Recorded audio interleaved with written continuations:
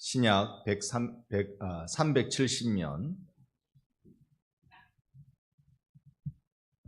야고보서 1장 1절로 4절 말씀을 교독하겠습니다. 제가 먼저 1절 봅니다. 하나님과 주 예수 그리스도의 종 야고보는 흩어져 있는 12지파에게 문안하노라. 내 형제들아, 너희가 여러 가지 시험을 당하거든 온전히 기쁘게 여기라. 이는 너희 믿음의 시련이 인내를 만들어내는 줄 너희가 알미라. 인내를 온전히 이루라. 이는 너희로 온전하고 구비하여 조금도 부족함이 없게 하려 함이라. 아멘. 아멘. 우리 좌우로 한번 인사할까요? 사랑합니다. 존경합니다. 사랑하고 존경합니다. 한국을 대표하는 화가 여러 명 있겠습니다만 김병종 화가를 잠시 한번 소개해 드리려고 합니다. 서울대 미대 학장이기도 하고요. 또 서울대 미술관 관장도 역임했던 이입니다. 그런데 이 교수님이 뭐로 유명하느냐면 서울대 미술 거기에 대표다 이걸로 유명한 게 아니라 바보 예수로 유명합니다. 주로 그림이 예수님을 그리는데 예수님을 바보 예수로 그려요. 바보로 그린단 말입니다.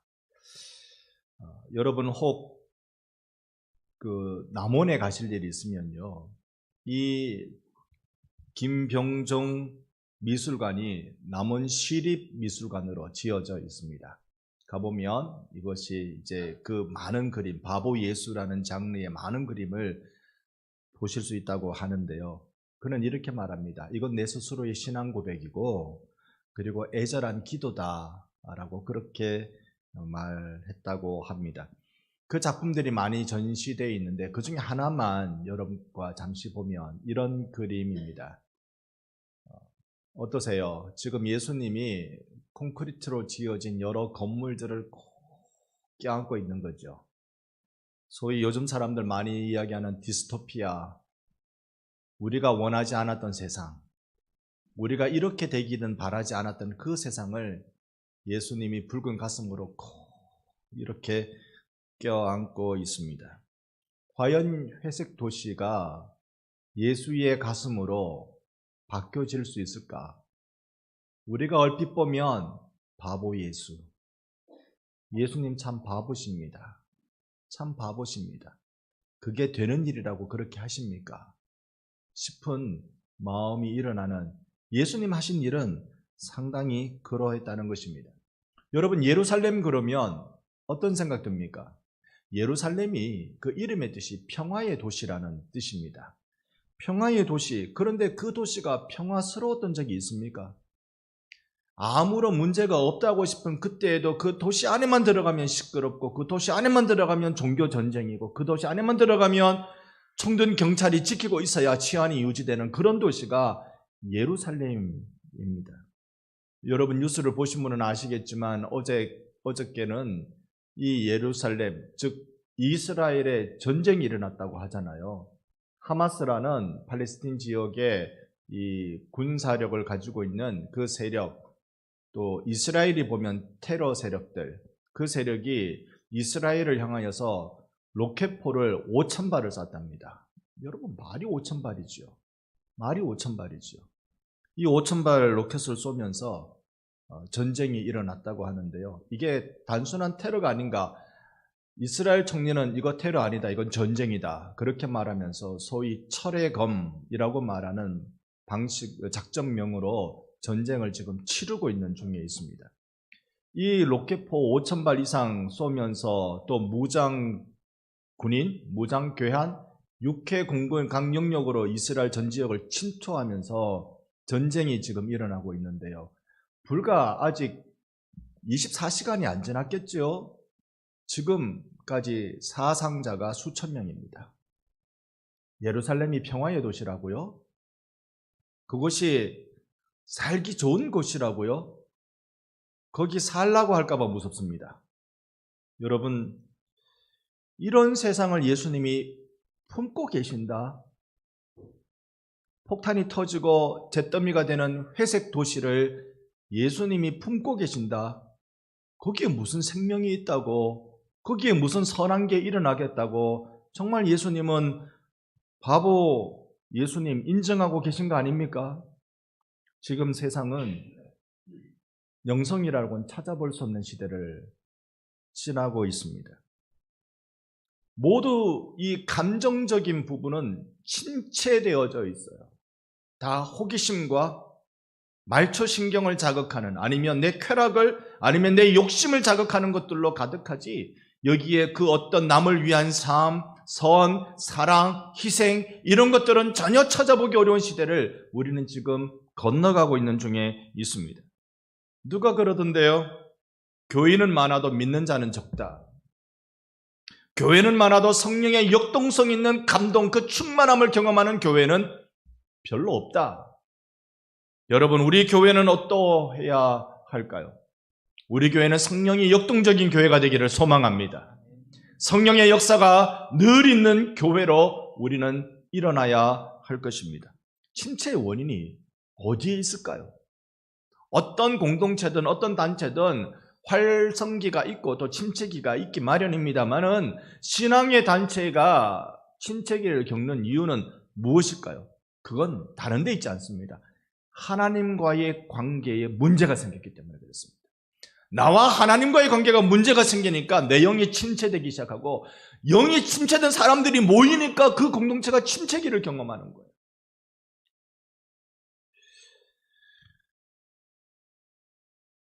집에 아버지가 들어오는데 완전히 저기압이에요. 그러면 가족들은 어떻습니까? 완전히 저기압이란 말이 완전히 술 취해 들어왔다는 말이 아니고, 얼굴을 보니까 완전히 저기압이야. 그러면 가족들이 어때요? 불안한 겁니다. 불안한 겁니다. 아버지가 저기압인 이유는 집안의 문제가 아니겠죠? 집안의 문제면 집에 있을 때 그걸 보고 촥 저기압이 돼야 되지. 밖에 나갔다가, 공장 갔다가, 회사 갔다가 들어오는데 얼굴을 보니까 이거 완전히, 아이고야, 사람인지 아닌지 구분도 안 가는 얼굴이 되어 왔어요. 그러면 가족들이 큰 고생입니다. 아니, 바깥일 열심히 일하고 집에 그래도 가족들한테 웃어야지. 근육 풀고 이거 해가지고 가족들한테 다 간다. 아이고 세상에, 아내 얼굴이 영저기압이라. 그냥 뭐 안 해줬지? 영저기압이라. 그러면요, 남편은요, 그래도 억지로 웃으려고 노력하고 들어왔는데 그날 여차하면 집안이 난리 날 기색입니다. 다른 곳에 문제가 발생했는데, 다른 곳에서 문제가 있는데, 이거 불꽃은 엉뚱한 데서 튀는 게 여사입니다. 왜 세상은 신음할까요? 왜 세상은 회색지대, 디스토피아라고 말하는 이 암울한 시간들을 왜 보내고 있을까요? 왜 세상에 뻥 터지는 일이 일어났을까요? 저는요, 신학교에서 배우기로, 책을 통해서 배우기로, 성경을 묵상하면서 배우기로, 어디가 고장났느냐 하면 하나님을 믿는 사람들이 고장났을 때 이런 일이 일어난다고 배웠어요. 하나님 믿는 사람들이 고장났을 때, 하나님과 나 사이의 관계가 고장나 있을 때 세상은 신음하는 겁니다. 세상은 원래 예수님 안 믿어요.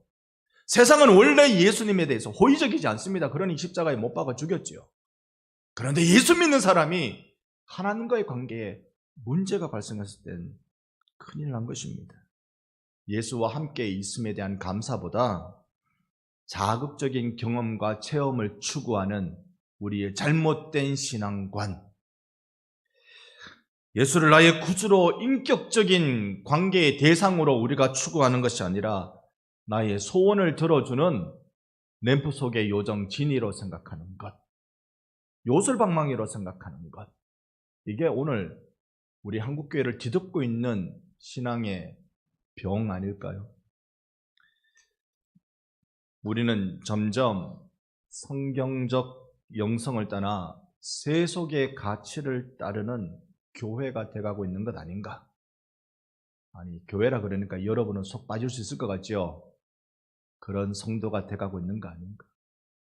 교인들은 많은데 믿는 사람은 적다. 오늘 우리의 모습은 아닐까? 마음에 찔리는 분들은 오늘 은혜 받을 징조입니다. 나는 아니다 라고 하신 분들은 마음이 강팍해지는 거고, 오늘 마음을 활짝 열고 말씀 들으시기를 바랍니다. 은혜 받을 징조를 우리가 가지고 갑시다. 어쨌든 이스라엘은 지금 포화 속에 로켓포 막 쏘는 통에 수천 명의 사상자가 나고 있습니다. 그거 보면서 제가 어떤 마음 들었겠어요? 첫 번째요. 감사하다. 왜 감사할까요? 제 아내가 한 달만 뒤에 갔으면 큰일 날 뻔했거든. 한 달 전에 갔다 왔기 때문에 살아왔거든. 감사하다. 사람이 그래요. 자기 문제만 중요합니다. 자기 문제만 중요합니다. 저기 바다 건너 무슨 일이 일어나도 오늘 내 문제가 더 중요한 거예요. 그러나 우리가 오늘 조금 더 마음을 열어서 정말 이 세상을 살리는 믿음이라는 게 무엇인지, 우리가 어떻게 그걸 배우고 가야 되는지 여기 우리의 마음을 한번 모아볼 수 있기를 바랍니다. 우리는 야고보서 말씀을 읽었습니다. 야고보서는 당연히 이제 야고보라는 사람이 쓴 편지인데요. 이 야고보는 예수님의 12제자 중 야고보가 아니고 예수님의 친동생 야고보로 알려져 있습니다. 그러니까 예수님의 동생인데 이 사람도 바보일까? 바보 예수님처럼 이 사람도 바보일까? 예전 복음서의 기록을 보면 이렇습니다. 예수님이 자기 형님이니까 오늘 우리말로 빼면 이렇겠죠. 아따 형님 출세할라 크면 여기 이 갈릴리 촌동네 있으면 안 돼요.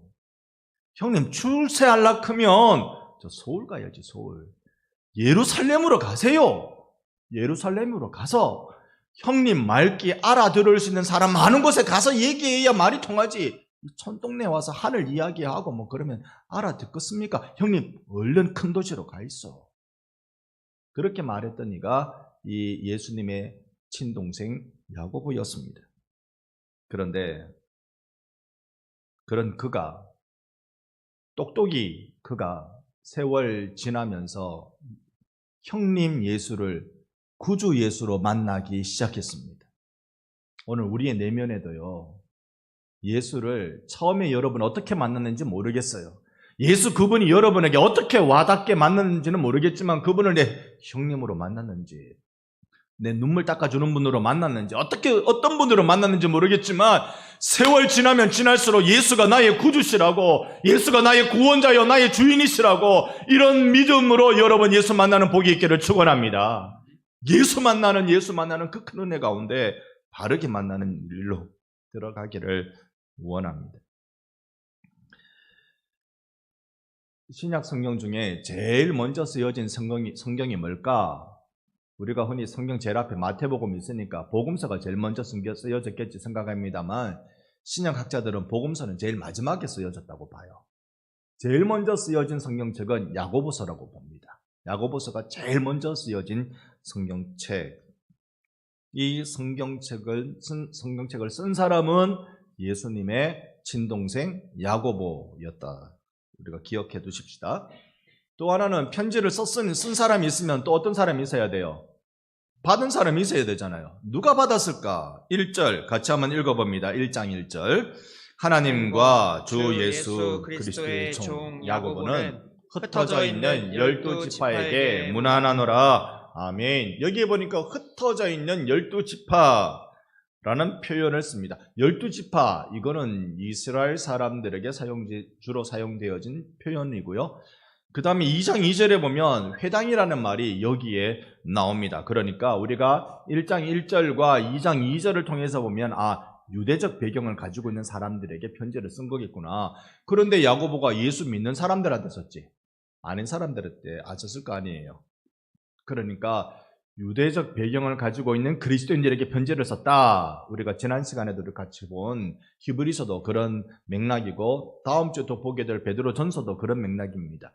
예수 믿는 유대인인데 예수 믿고 유대교에서 기독교로 개종한 사람들에게 편지를 썼다 되어져 있습니다. 그런데 여기에 보니까요, 흩어져 있는 사람들이라고 했어요. 흩어져 있다.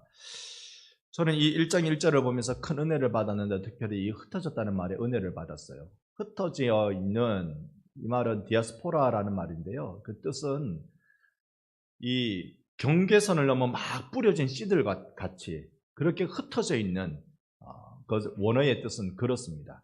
이방 여러 나라에 흩어져 있는 이스라엘 민족을 가리킬 때 이 디아스포라라는 말을 씁니다. 그러면 이 표현이 이 유대인들이 어느 곳이든 다 흩어져 있으니까 그들을 두고 하는 말일까? 그들을 두고 하는 말일까? 여러분, 우리나라 사람 없는 나라가 있을까요? 전 세계 어딜 가도 우리나라 사람 다 있는 것 같은데요. 어딜 가도 다 있어요. 그러니까 이렇게 유명한 전 세계가 어디 가도 그 나라 사람 다 있는 나라가 제가 얼핏 기억으로는요, 유대인하고 중국인하고 그리고 우리나라 사람이에요. 어딜 가도 다 있어요. 그러면 이들을 향해서 그 디아스포라라고 말할 그 의미, 민족의 의미로 다일까? 베드로전서 1장 1절을 보면 이렇게 말합니다. 예수 그리스도의 사도 베드로는 본도, 갈라디아, 갑바도기아, 아시아와 비두니아에 흩어진 나그네에게 편지 쓴다 그래요. 나그네. 이거는 정확하게 기독교인들을 가리키는 말입니다. 예수 믿는 사람은 세상의 나그네예요. 예수 믿는 사람은 이 세상이 다가 아니고 다음 세상이 있다고 믿고 경건하게 살아가는 사람들입니다. 이 세상이 다일 것 같으면 우리는 이렇게 안 살아요. 이 꽃 피고 계절 좋은 이때, 오늘은 날씨가 좀 이래서 교회 나오셨습니까? 날씨가 반짝반짝 빛나면 햇빛이 찬란하고 날씨도 딱 맞고 이럴 때 참 사진빨도 잘 받을 것 같은 이런 다음 주는 다 꽃구경 가실 거죠? 아니, 이 세상이 다라면 뭐하러 교회에 나와서 이렇게 엎드리고 있어요? 목사가 설교를 재미나게 하면 몰라. 맨날 우중충하게 하면 잠만 오고. 여러분, 왜 우리가 교회에 와요? 왜 교회에서 알려주는 그 가르친 대로 왜 살려고 노력해요? 그거대로 살면 내가 손해보는 게 얼마나 많은데 이 아름다운 세상 즐기지도 못하고. 저희는 수년째 가을꽃을 제대로 감상하며 다녀보지 못했습니다. 왜 우리가 이렇게 살아요? 다음 세상 있기 때문에, 우리는 나그네이기 때문에 이렇게 사는 것이죠. 그러니 흩어진 나그네라는 표현, 이 표현을 봤을 때도 흩어져 있다는 것은 그리스도인들을 의미한다라는 것입니다. 우리는 흩어지기를 잘하는 사람들입니다. 예수 믿는 사람 주일날 이렇게 쫙 모였다가 주일 지나면 세상으로 확 흩어졌다가 또 주일 되면 쫙 모였다가 또 확 흩어졌다가 모여서 은혜 받고 흩어지면서 은혜 나누고 은혜 받고 나누고 여러분은 오라 내가 너희를 쉬게 하리라, 가라 내가 너와 함께 하리라 주님과 동행하는 분들이신 줄로 믿습니다. 이걸 우리는 늘 일상적으로 하는 사람이에요. 일주일 간격으로 모였다가 흩어졌다가 모였다가 흩어졌다가. 어느 목사님 그러더라고요. 교회에 자꾸 무슨 일 만들지 마라. 무슨 모임 이런 거 만들지 마라. 성도들이 세상에서 승리해야 되지 자꾸 교회 안에서 승리하려고 만들지 마라. 교회는 주일날 와서 예배 드리고 은혜 받고 주일날 충만 할렐루야 이렇게 하고, 그리고 세상 가운데 나가서 예수 이름으로 살게 만들어주고, 이 교회가 해야 될 일이다. 어떻게 들으니 맞는 것 같기도 하고. 그러면은 수요 예배는 어떻게 하고, 새벽 기도는 어쩌고, 특별히 금요 기도는 어째요? 여러분, 하여튼 여러분 잘 들으세요. 우리는 모여야 살고 흩어져야 살리는 사람들입니다. 할렐루야.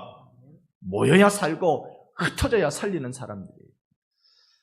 오늘 예수님은 세상을 구원하실 통로로 여러분을 탁 잡으신 거예요. 세상을 살려낼 축복의 통로로 여러분을 탁 잡고 계세요. 그래서 오늘 이 주일은 예수님이 여러분의 눈에 눈물을 닦아주시는 날이고, 여러분의 마음에 위로를 주시는 날이고, 무엇보다 여러분의 마음에 하늘의 은혜를 부어주실 날일 줄로 믿습니다. 은혜를 부으신 때 콸콸콸 붓는 은혜를 우리가 기대하십시다.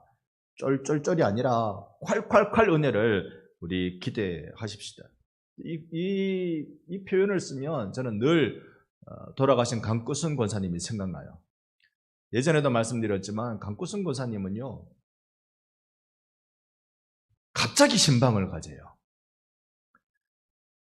어디 가는데? 가보면 안 돼. 근데 가보면 우리 교우집이니까 당연히 알죠. 근데 거기서 설교를 하래. 갑자기 데려가가지고 설교를 하래요. 그 하루는 그랬어요. 권사님, 신방 갈 때 미리 좀 알려주면 안 됩니까? 그러면 기도하고 설교 준비도 좀 하고 그러려고 좀 미리 알려주면 안 됩니까? 그랬더니 그 목사들은 수도꼭지 들면 콸콸콸 나오듯이 설교 그래 나오는 거 아닌가? 그래요. 아닙니다. 아닙니다. 여러분 대신방 할 때 저걸 여러분 가정을 위해서 기도할 때 저 죽을 욕 봅니다. 신방하는 그 자체보다 신방 준비하는 게 저는 더 짜릿짜릿합니다. 더 짜릿짜릿합니다. 여러분 늘 그 생각나요. 콸콸콸. 저도 그랬으면 좋겠어요. 눈빛만 탁 봐도 저 사람에게 이 말씀 팍 떠올라서 말씀 그냥 한 구절 읽었는데 눈물 싹 쏟아붓고 막 은혜 받고. 자, 그렇게 영파는 아닌가 봐요. 영파는 아니고. 여러분, 그러나 오늘 우리 주님은 영파거든. 우리 주님은 바보 예수님이셔서요. 참 여러분 보면 내가 어저께 너가 한 일을 안다 이러시는 게 아니라 그냥 바보처럼 우리 사랑하시는 분이세요. 그냥 사랑하는 분이세요. 이 야고보는 흔히들 행위를 강조하는 야고보서다 그렇게 말합니다. 믿음보다 행위를 강조한다. 그래서 루터는요 이 야고보서를 굉장히 좋아하지 않았습니다. 바울 서신을 보면 늘 믿음으로 구원을 얻는다, 믿음이 중요하다 이렇게 얘기하는데 야고보 가보니까 행동이 중요하다는 거예요. 그러니까 이게 루터로부터 이신층이 믿음으로 의롭다함을 받는다, 믿음으로 구원받는다 이 교리가 만들어지는데 이것과는 영딴판인 거라서 1522년에 루터가 처음으로 독일어로 자기 나라 말로 성경을 번역하는데 야고보서는 쏙 뺐다는 거 아닙니까? 그때는 독일어로 신약 성경을 번역할 때 야고보서는 쏙 빼고 번역했어요. 루터는 이런 말 했습니다. 성경 중에 야고보서는 지푸라기 복음이다. 지푸라기 속에 알맹이가 있어요, 없어요? 알맹이 없죠. 알맹이 없는 복음이다. 그렇게 설명한 겁니다. 지금은 그렇지 않죠. 루터도 그 이후에는 또 그러지 않았죠. 그러나 그에게 있어서 처음에 야고보서는요, 지푸라기 편지 그렇게 읽혀진 것입니다. 그러면 우리가 믿음하고 행위는 어떻게 차이가 나느냐? 믿음은 내 지적 동의 맞습니다. 그래요. 내 신앙 고백, 나 예수 믿습니다. 내 입술의 고백, 예수 믿습니다. 이게 그러면 믿음이고, 행위는 착한 일하고 선한 일하고 남에게 존경받는 일하고 이게 행위인가? 신학교 가면요, 건강한 신학교는 다 이렇게 가르칩니다. 믿음하고 행위는 동전의 양면과 같다. 따로 떨어질 수 있습니까? 없습니까? 따로 떨어질 수 없어요. 동전의 양면은 늘 붙어 있는 겁니다. 잘 믿는 사람이 행동을 잘합니다. 잘 못 믿는 사람이 행동을 잘 못합니다. 예수 잘 믿는 사람, 나무는 무엇으로 한다? 열매로 아는 겁니다. 사과나무라고 심어놓는데 돌배를 맺으면 아무리 나는 사과나무인데요, 떠들어도 그건 사과나무 아니에요. 그죠? 사과를 열어야지. 충실한 사과든 삐쩍거린 사과든 사과를 맺어야 그게 사과나무지. 돌배를 맺었는데 이게 무슨 사과나무냐고. 예수님 그렇게 말씀하셨습니다. 야고보가 이야기하는 행위라는 건 믿는 사람이라면 이런 행위가 나오는 것이다. 그 얘기를 하고 있는 중에 있는 것입니다. 하지만 야고보서를 읽어보면요, 얼마나 이 또한 믿음의 성경인지 몰라요. 왜냐하면 믿는다, 믿음 이 표현이 5장밖에 안 되는 이 성경에요 19번이나 등장합니다. 반대로 행함, 행위 이런 말은요 15번 등장합니다. 어느 게 더 많습니까? 믿음이라는 말이 더 많아요. 특별히 야고보는 그 시작과 끝 1장과 5장의 중요한 기둥을 이렇게 탁 세워놓고 편지를 씁니다. 이 중요한 기둥 2개가 바로 믿음이에요. 같이 한번 볼까요? 1장 3절 우리가 읽은 성경이죠. 같이 한번 함께 1장 3절을 읽습니다. 이는 너의 믿음의 시련이 인내를 만들어내는 줄 너희가 알미라. 무슨 시련? 믿음의 시련. 믿음의 시련. 5장에는 또 이렇게 끝자락에 딱 이렇게 기둥을 하나 딱 세워두는데요. 5장 15절입니다. 또 함께 읽어봅니다. 믿음의 기도는 병든 자를 구원하리니 주께서 그를 일으키시리라. 혹시 죄를 범하였을지라도 사하심을 받으리라. 아멘. 무슨 기도? 믿음의 기도. 야고보서는요, 딱 시작과 끝자락에 믿음으로 큰 기둥을 딱 세워두고 그리고 믿음과 행위에 대해서 설명해주고 있는 성경이라는 것입니다. 그러기에 우리가 5장을 어떻게 설명하고 있는지 다시 한번 읽어볼까요? 이번에는 여러분이 14절, 제가 15절 읽을게요. 5장 여러분 14절 부탁합니다. 자가 있느냐? 그는 교회의 장로들을 청할 것이요 그들은 주의 이름으로 기름을 바르며 그를 위하여 기도할지니라. 믿음의 기도는 병든 자를 구원하리니 주께서 그를 일으키시리라. 혹시 죄를 범하였을지라도 사하심을 받으리라. 아멘. 제가 학교 다닐 때는 대학을 92년도에 들어갔으니까요. 세상에 벌써 그게 30년 전이네요. 그렇게 세월이 빨리 지났습니까? 근데 공부하는 중에 한 선배가 이름이 특이했어요. 1년 선배인데요. 이름이 특이해서 제가 그 선배를 기억이 나요. 성은 주시라. 이름은 뭘까요? 기철이라. 주기철. 이름을 너무 크게 지었다. 신학교 가보면요, 이름 특이한 사람들이 꽤 많이 옵니다. 어떤 사람 보니까 이름이 바울이라. 어떤 사람은 사무엘이네. 제가 신학대학원에 들어가니까요, 이름이 사두개라, 사두개. 사독 선지자 계열이라고 말하고 싶었던 모양이에요. 그런데 사독이라고 말하니까 거꾸로 하면 뭐예요? 독사지. 놀림 받을까 싶어서 사두개라고 지은 것 같아. 사두개도 이상해. 사두개도 이상해. 이름 부담이 많았을 주기철. 제가 이 야고보서를 연구하기 위해서 논문들을 많이 검색하고 봤는데요. 그 중에 낯익은 이름이 딱 나오는 거라. 주기철. 이거 내가 같이 대학 다닐 때 공부한 그 한 학년에 있었던 그런 학생인데. 그래서 관심도 있고 궁금도 하고 살펴보니까 지금 고신대 그 신학과 신약학 교수로 있더라고요. 이제 학교 가면 한번 만나봐야 되겠다 싶던데, 그가 쓴 논문 중에 하나가 뭐냐 하면, 어려워서 적어놨는데, 그렇지. 야고보 5장 14절에 너희 중에 병든 자가 있느냐 해석 문제라는 제목으로 썼어요. 저는 반가워서 기뻤고 저에게 새로운 성경을 읽어가는 눈이 열려진 걸 감사했습니다. 다 설명드릴 수 없지만 여기에 우리가 읽은 5장 14절 15절의 병든 자는 누구냐? 진짜 몸 아파서 병든 사람인가? 그러기에 너무 문맥상 흐름이 뚱딴지 같다는 거예요. 너무 이상하다. 문맥은 고난에 대한 얘기, 그러니까 우리가 보편적 문제, 중요한 우리 삶의 문제, 고난에 대한 얘기하다가 갑자기 특별한 주제, 병듦의 문제를 이야기하니까 그건 아닌 것 같다. 그의 해석을 보니까 이건 영적 병든 사람, 영적 병든 사람.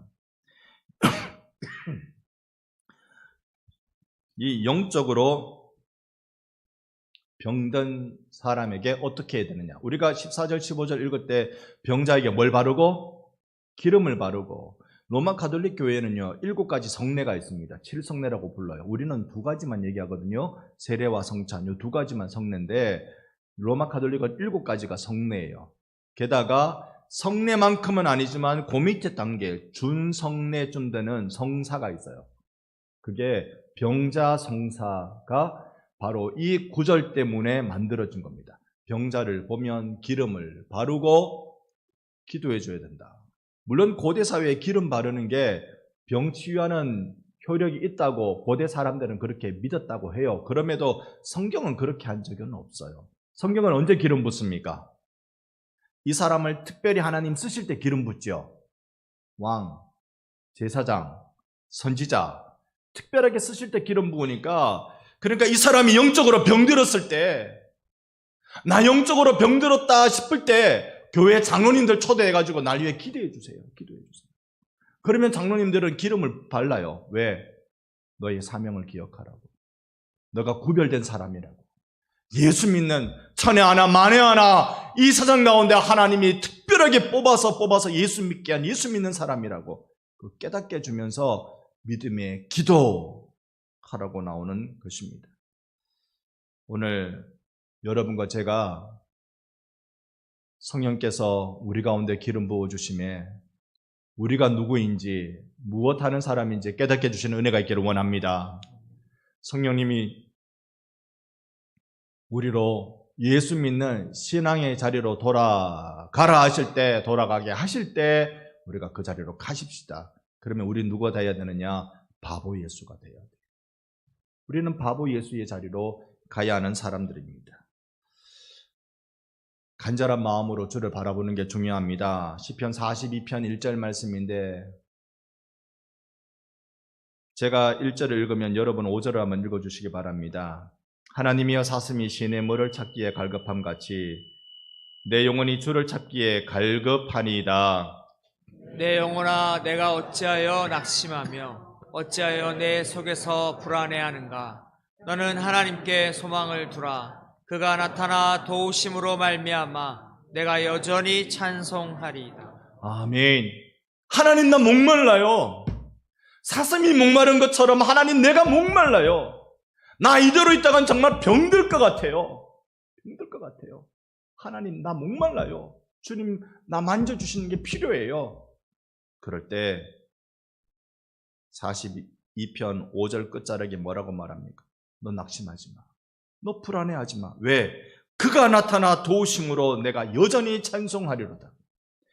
예수께서 우리 가운데 나타나셔서 여전히 도와주신다. 내 불안할 때 내 옆에 안 계셨던 거 아니에요. 여전히 날 도와주고 계셨어요. 여전히 도우시는 그 주님이 또 나타나셔서 우리를 도우시니 우리는 찬송할 수 있게 된다라는 것입니다. 오늘 이제 우리가 읽었던 본문의 말씀을 잠깐 좀 말씀드리도록 하겠습니다. 우리가 믿음의 기도와 더불어 이 믿음의 시련이 이 야고보서의 시작점에 있다는 걸 우리가 같이 한번 봤는데요. 1장 통해서 저는 이 지난 한 주 참 은혜 가운데 머물 수 있었습니다. 3절입니다. 1장 3절을 보니까 이는 너희 믿음의 시련이 무엇을 만든다? 인내를 만든다. 내가 시련을 받아내는 비결은요, 받아내는 방식은 무엇이 되어야 하느냐면요, 믿음이 되어야 돼요. 시련 없는 사람이 있습니까? 시련 없는 사람이 있습니까? 특히 올 한 해 힘들었던 분 제법 계시지요. 올 한 해 어려웠던 분, 마음이 막 쿵쾅쿵쾅하고 몸이 골골해지고 이런 경험 여러분 있으셨던 분들 제법 계시지요. 제가 그랬거든요.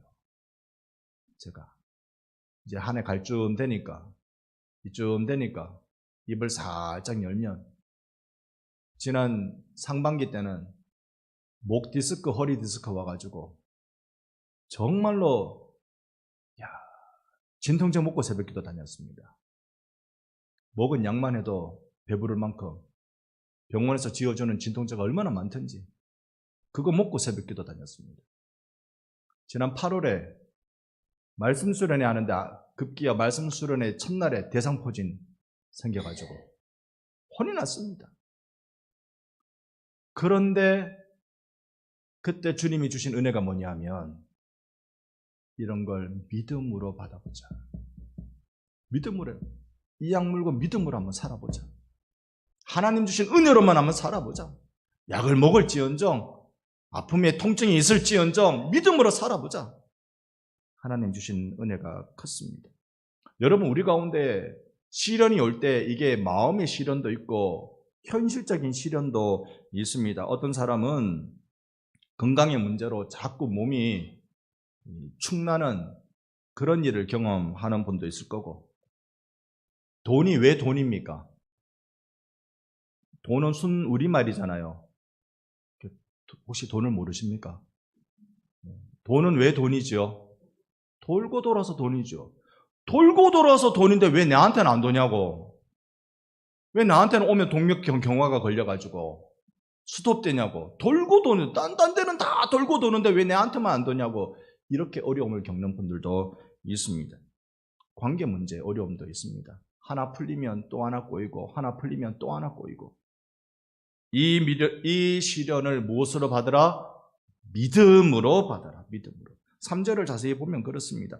믿음의 시련이 만들어내는 것, 그것은 인내입니다. 인내는요, 내가 각오한다고 생겨나는 게 아니에요. 그렇지 않습니다. 인내에 대한 단어의 뜻은 이렇습니다. 뒤로 남겨둔다라는 뜻이에요. 뒤로 남겨둔다. 그래서 인내는 참을성 있게 기다림이라는 뜻을 가지고 있습니다. 근데 인내는 헬라어는요, 단어가 남성형 단어인지 여성형 단어인지 아니면 남성도 아니고 여성도 아니고 중간쯤 되는 중성형 단어인지 이게 단어가 딱 그 성 구별이 있습니다. 이 단어는 여성형 단어예요. 왜 그를 쓸까? 인내는 남자가 잘할까요? 여자가 잘할까요? 오늘 여러분 너무 인내하시는데 우리가 시련을 믿음으로 받아내면 인내가 차곡차곡 쌓입니다. 하나님 앞에서 여러분 자랑할 스펙은 인내이기를 바랍니다. 우리가 인내로 뒤로 남겨두는 것. 왜 뒤로 남겨둘까요? 하나님이 만지셔야 되는 일을 내가 하지 않으려는 결단입니다. 인내는 그런 거예요. 나는 내가 할 일을 묵묵히 다해내는, 그게 얼마나 소갈이 되겠어요. 소갈이가 얼마나 소갈이가 되겠어요. 그럼에도 불구하고 내가 해야 될 일을 묵묵히 감당하며 이런 것들은 뒤로 남겨두는 것. 하나님 하실 일입니다. 나는 못합니다. 나는 내 할 일 묵묵히 다가오는 것. 우리가 예수 믿는 우리가 바보처럼 사는 것, 묵묵히 살아내는 것, 그게 인내를 만드는 것입니다. 우리가 꼭 품어야 될 마음이 있습니다. 여호수아 1장 9절은 제 평생에 붙들고 있는 말씀인데요. 여러분도 함께 은혜 나누는 마음으로 우리 같이 한번 읽어보겠습니다. 내가 내게 명령한 것이 아니냐. 강하고 담대하라. 두려워하지 말며 놀라지 말라. 내가 어디로 가든지 내 하나님 여호와가 너와 함께 하느니라 하시니라. 아멘. 아멘. 하나님이 우리와 함께 하십니다.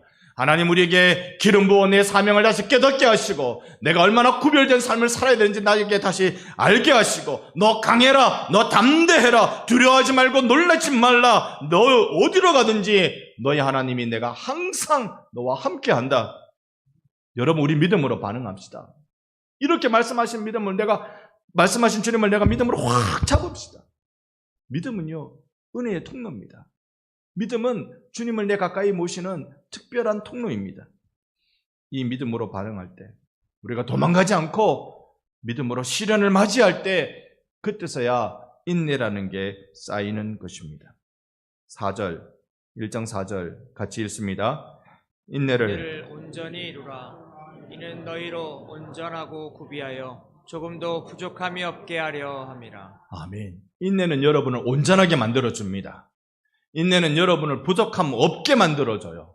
그런 일이라면 소위 차곡차곡 쌓아두는 스펙, 우리가 그거 한번 갖고 싶지 않습니까?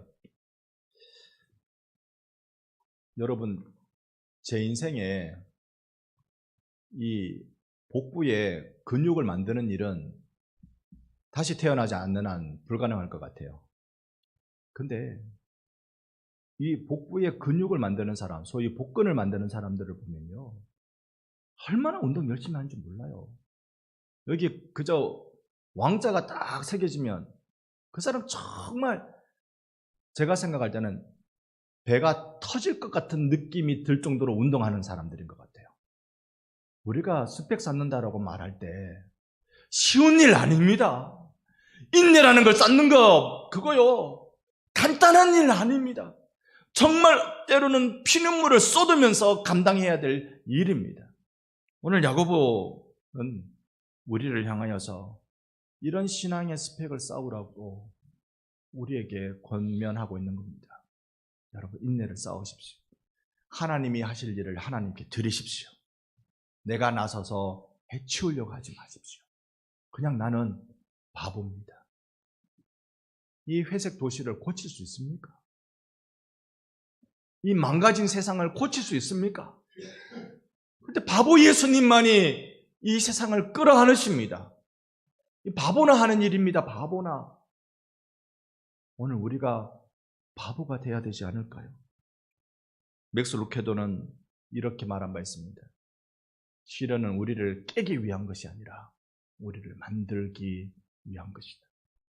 여러분, 여러분에게 다가온 시련은 여러분을 부수기 위해 온 것이 아니라 여러분을 하나님의 자녀 되게 만들기 위한 하나님의 특별 프로그램인 줄 기억하시고 우리에게 다가온 일을 믿음으로 승리하는 자리에 믿음으로 승리하는 여러분 되시기를 예수님